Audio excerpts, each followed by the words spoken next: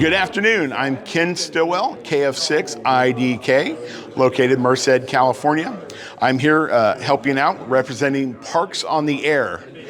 And you can get involved with Parks on the Air at parksontheair.app. You can go to the website and look at all the information we have. Basically, we are a set of federal and state parks and some federal lands. You can go out as an activator and activate the park. And also from home, you can hunt the parks, listening for CQ, Parks on the Air, CQ, Parks on the Air. And all you have to do is just answer their call, answer their CQ, give them a good signal report and your location, and that's all that's necessary from a hunter that's sitting at home. For the park activator, he has to go out, and the park activator does all the work by putting in the logs and signing into the website. But you too can sign into the website and create an account and see how many parks you have hunted during your time on Parks on the Air.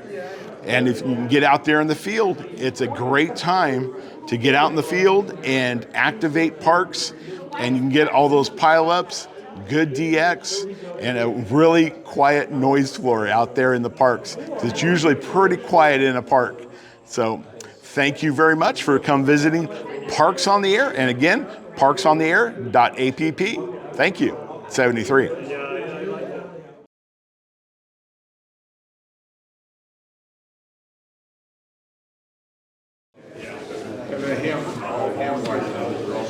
Yeah, this is the Summits on the Air booth here in Pacificon.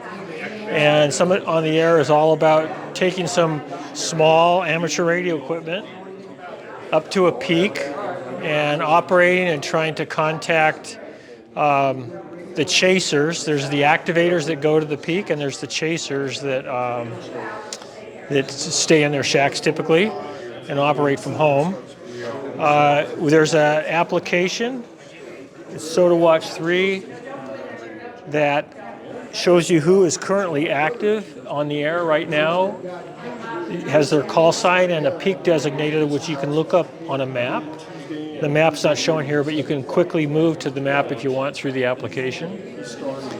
And what you do when you get to a peak is you activate the peak, so you post, if you can, by phone or by amateur radio or by satellite communication, that you're there and that you're active, and people will flock to your frequency and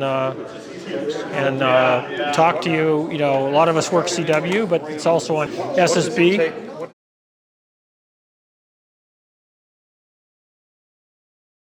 Radio like this, and even an antenna like this, or something like the KX3.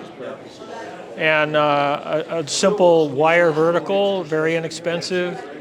You can throw it in a tree. A lot of choices there. People fly up from kites occasionally. And hook it to the radio to make sure, of course, you've got a good match or a tuner, and you're on the air. It's a really good, nice way to get exercise and hike around. And a lot of us were doing that anyway, and this just adds to it, really. If you're into experimenting, you can play with all kinds of antennas and matching networks and radios. If you feel like you can't climb to the peaks, there's always the chasing mode from home. Like I said earlier, that you could access the website and see who's on the air currently. And a lot of peaks, by the way, are drive-up. They can be driven to, or very close to drive-up, short walks, that kind of thing. That's a description of Summits on the Air.